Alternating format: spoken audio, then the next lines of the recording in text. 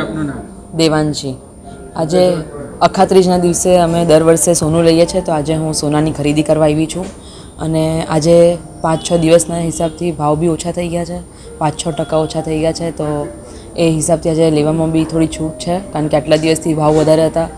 તો એમ થતું હતું કે લેવાશે કે નહીં લેવાશે, પણ આજે ભાવ થોડા ઓછા થયા છે, તો આજે અમે ખરીદી કરવા આવ્યા છે.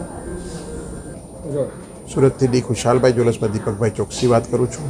આજનું અક્ષય તૃતીયાનું મુહૂર્ત એક અખંડ મુહૂર્ત માનવામાં આવે છે. આજના દિવસે લોકો સોના ચાંદી તથા હીરાના દાગીનાની ખરીદી કરતા હોય છે, સાથે સાથે મકાનની પણ ખરીદી કરતા હોય છે, વાહનોની પણ ખરીદી કરતા હોય છે.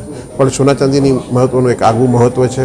આજના દિવસે લોકો ખૂબ જ સારા પ્રમાણમાં ખરીદી કરી રહેલા છે, અને લોકોમાં એક ફિક્સ ટ્રેન્ડ છે કે જે લોકો આ દિવસે ખરીદી કરતા હોય છે એ ચોક્કસપણે ખરીદી કરવા માટે આવે જ છે અને અખાત્રીજનું મુહૂર્ત સાચવતા હોય છે.